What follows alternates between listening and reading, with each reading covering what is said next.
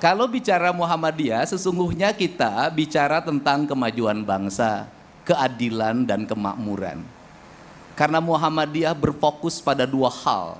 Satu, peningkatan kualitas pendidikan rakyat yang ditandai dengan banyaknya rumah sakit yang berikan layanan pada seluruh masyarakat. Yang kedua, banyaknya lembaga pendidikan yang bertujuan untuk mencerdaskan kehidupan rakyat. Maka sesungguhnya, ini ada Menteri Pendidikan Dasar dan Menengah, ini bestie saya urusan pendidikan.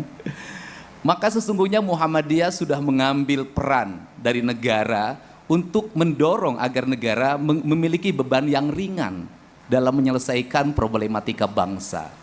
Sehingga kalau Pak Prabowo menyampaikan tentang digitalisasi pendidikan, digitalisasi pembelajaran, sesungguhnya Muhammadiyah sedang memperlihatkan dua hal.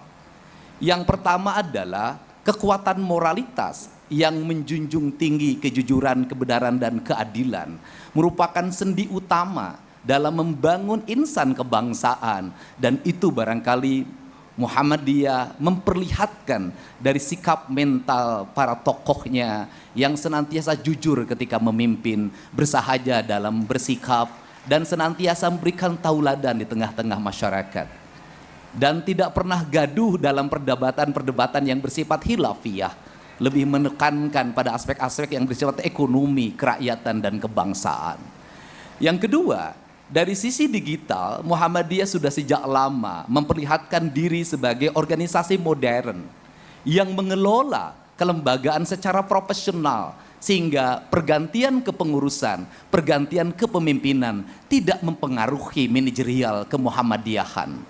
Dua hal itu, kemapanan ini sesungguhnya pembelajaran kita sebagai para politisi dan penyelenggara negara agar menyelenggarakan pembangunan tidak tergantung pada siapa yang memimpin. Menyelenggarakan pembangunan tidak tergantung siapa yang menjadi anggota legislatif dan siapa yang dieksekutif, siapa yang diyudikatif. Tetapi kemapanan sistem adalah sebuah keharusan karena kita tidak mesti kepemimpinan ini bergantung pada perorangan. Sistem yang sudah diwariskan oleh Muhammadiyah ini semestinya menjadi bahan dasar bagi kita para politisi untuk mewariskan sistem politik yang baik bagi regenerasi kepemimpinan, bagi iklim pembangunan, dan bagi iklim investasi. Untuk itu, di ulang tahun yang diselenggarakan pada saat ini dalam bahasa Indonesia, dalam bahasa Muhammadiyahnya milad, dalam bahasa Sundanya milang kala. Milang artinya menghitung, kala artinya waktu. Dan kebetulan presiden yang jadi wakil presidennya 2 kali adalah Pak Yusuf Kalla.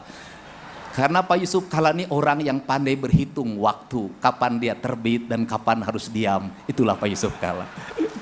Saya berani ke Pak Yusuf Kalla karena senior HMI, jadi bolehlah. Karena kalau Pak Yusuf Kalla bertemu dengan orang, pasti 2 hal yang menjadi identitas yang ditanya. Yang pertama adalah HMI atau bukan, yang kedua Makassar atau bukan. Tepuk tangan ya.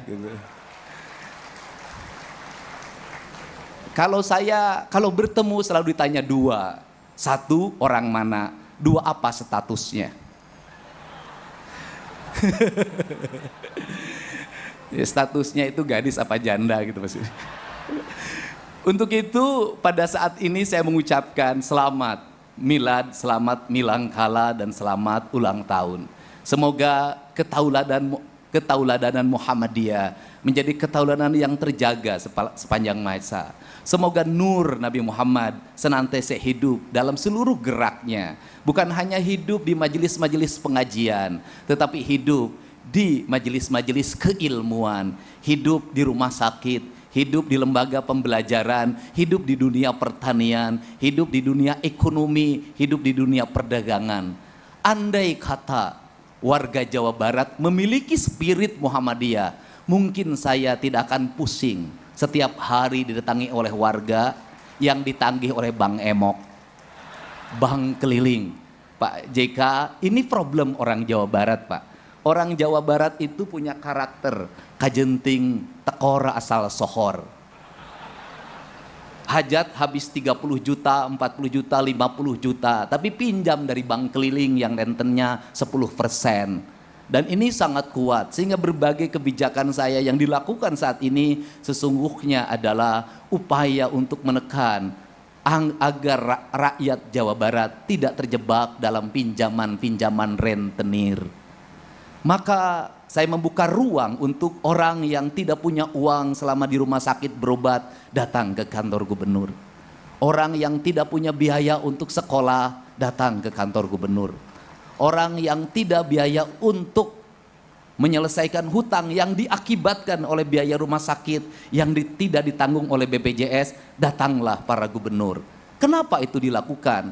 Karena saya menyadari andai kata mereka tidak datang pada saya, pada gubernur, pada kantor-kantor wilayah yang melayaninya, mereka akan jatuh ke tangan rentenir yang pada akhirnya rumahnya akan terjual, aset kekayaannya akan terjual, dan pada akhirnya kehormatan diri dan keluarganya pun akan terjual. Bagi saya mencegah kemaksiatan adalah dengan upaya mencegah mereka dari upaya menggelincirkan diri dari kemaksiatan. Salah satu yang harus dibina dari warga Jawa Barat adalah hentikan tradisi kajenting tekor aka asal sohor.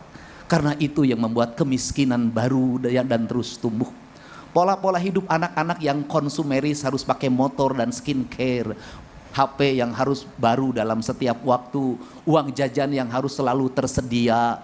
Itu adalah pola-pola yang mengakibatkan mereka kalah dalam etos. Jujur saja, kalah oleh orang Sulawesi dalam beretos. Untuk itu, cara merubah masyarakat bukan hanya disuapi, tapi dibiarkan mereka mandiri dan dibiarkan mereka juga bisa menyelesaikan problemnya sendiri.